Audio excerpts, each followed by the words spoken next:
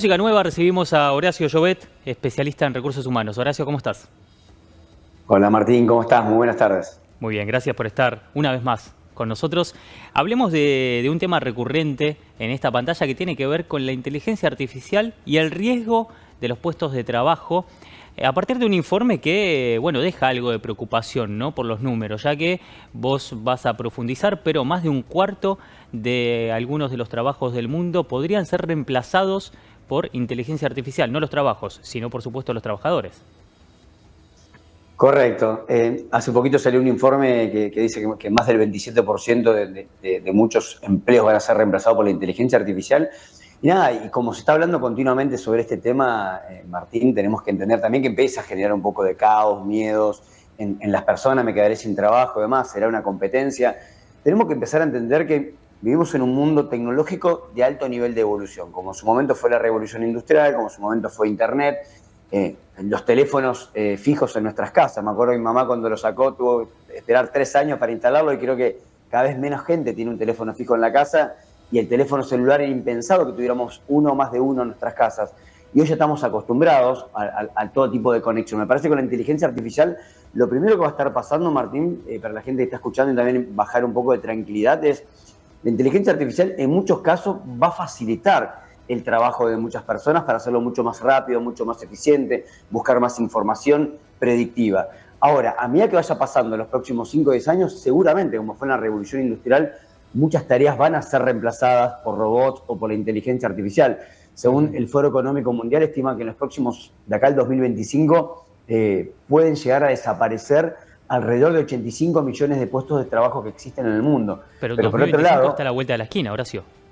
a la vuelta de la esquina, pero ten en cuenta que para el mismo año están estimando que solo por la inteligencia artificial, que ya lo venimos hablando reiteradamente aquí con ustedes, va a ser la usina de mayor generación de empleo de la historia del mundo. Para la misma época se estima que van a generar 97 millones nuevos de puestos de trabajo, por lo cual en el break-even vamos a estar con 12 millones de puestos de trabajo nuevos por Claro. encima de los que van a desaparecer. Esa transición es la que vamos a estar viviendo por lo menos en los próximos 5 a 10 años hasta que todo se vuelva a acomodar. Pero también hay que entender que va a haber muchos puestos que tenemos que empezar a prepararnos también, Martín. ¿Cuáles son esos puestos que corren mayor riesgo pensando en las cualidades y diferentes desarrollos, ¿no?, por parte de los profesionales? Hay tareas que se pueden reemplazar sin pensarlo, ¿no? Y uno piensa, la inteligencia artificial, esto lo pueden reemplazar, pero hay muchas tareas más que, por supuesto, al común de la gente se le escapa. ¿Cuáles son las de mayor riesgo? Las de mayor riesgo, que por lo menos se está analizando desde la OCDE y desde el Foro Económico Mundial, y también nosotros por lo menos que estamos dentro del mundo del empleo, lo que estamos conversando con empresas, con multinacionales y nosotros mismos de este lado, lo que principal va a reemplazar son todos los trabajos, digamos, de menor necesidad de especialización académica, ¿sí?, por decirlo de alguna manera. Todo lo que tenga que ver con mucha más tarea manual, ¿no? Como en su momento los autos, cuando se fabricaban los autos había mucha participación de la persona, de un humano. Hoy hay muchos robots también fabricando autos junto con el humano, digamos. Hay una convivencia en ambas partes. Bueno, eso va a empezar a pasar, que tiene que ver con la agricultura, la pesca, todo lo que pueda ser automatizado Claro. va a tener un alto nivel de riesgo. El otro día me pasó en una entrevista en otro canal, me preguntaban los periodistas, ¿no? Decían, los periodistas, ¿corremos riesgos? O sea, hoy adquirir una columna, etcétera, lo puede hacer la inteligencia artificial. Sí, pero no va a tener la mirada crítica que pueda tener un periodista. Digo, lo mismo con un académico, lo mismo con un médico. Digo, va a poder hacer un diagnóstico y lo va a poder constatar a través de inteligencia artificial con mucho mayor información, pero la empatía, la cercanía, la emocionalidad para conectarse con el paciente no lo va a tener una máquina, y es donde va a resaltarse obviamente siempre la persona. Hace poco hablábamos de ese campo que mencionás, que es la medicina, la salud, y pensando en este reemplazo por parte de la inteligencia artificial, hay algunas tareas que ya desarrolla la tecnología en reemplazo del ser humano, y incluso no yendo a cuestiones, como decías vos, analíticas o de comunicación, sino también de meter mano, entre comillas, en una cirugía, por ejemplo. A partir de acá, ¿cuál es el desafío por parte de diferentes profesionales? En este caso, por ejemplo, de los médicos, porque la salud es algo que, bueno, es un poquito más importante que escribir bien un mail o un artículo periodístico. Absolutamente. Primero, justo que tocas un tema súper interesante. El otro día veía por primera vez cómo un médico estaba haciendo una operación altamente complicada. El médico no estaba en esa zona, estaba, no sé, a 1500 kilómetros, y a través de la robótica, la inteligencia artificial y la Claro. conexión lo pudo operar a distancia. Eso era impensado antes. O sea, uno se tenía que trasladar, generalmente lo vemos muchas veces en casos de niños que tienen grandes problemas, los tienen que llevar y juntar un montón de dinero para ir a Estados Unidos, ir a ciertos lugares. Bueno, hoy nos va a permitir la automatización, la robótica y la inteligencia artificial también democratizar y federalizar mucho más toda la parte diríamos, de la salud. El otro día nos pasó cuando nosotros fuimos en el 2018, estoy hablando 5 años atrás, en el Centro de Desarrollo e Innovación en Dallas de AT&T, la telco más grande del mundo, ahí donde nace la idea de Nahuayán, o sea, cuando nos cerramos junto con ellos.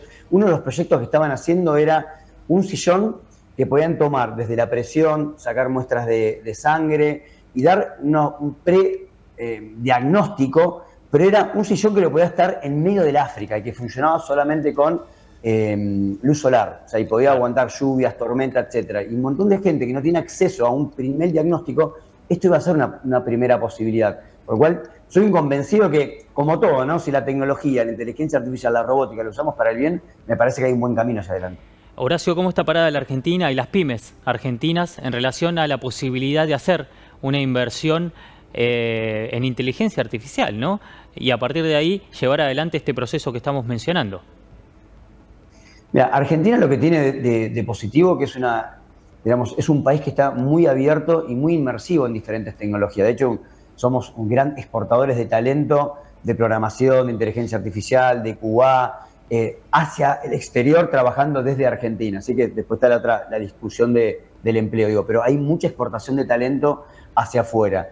Y también eso nos permite que haya mayor, digamos, facilidad para incorporarla. Ahora, las pymes, y sí, hoy las pymes están tratando muchas de subsistir, salir adelante Claro. con la presión fiscal y la economía en la que vivimos, pero todos, de alguna u otra manera, Martín, llega la hora, digamos, llega el momento de empezar a incorporar, porque en algunos casos hasta les va a poder ayudar a rentabilizar muchos procesos y hacerlo mucho más eficiente, que a veces el ser humano puede fallar. Y en este caso, la máquina o la inteligencia artificial puede ser mucho más asertiva. Creo que ahí le va a dar un valor agregado y le va a dar un nivel más competitivo a las pymes, principalmente en Argentina. Sí, sumemos que lamentablemente la presión impositiva es grande y en inteligencia artificial no habría una presión impositiva que sí hay a la hora de, por ejemplo, dar de alta a un empleado de una FIP. Así es, totalmente de acuerdo. Por lo cual digo, Que esto va igualmente, a perdón, permitir en te algunos interrumpo, lugares Horacio, esta porque penetración más fácil. te interrumpo para terminar esa idea que, por favor, no se malinterprete y que siga habiendo trabajo.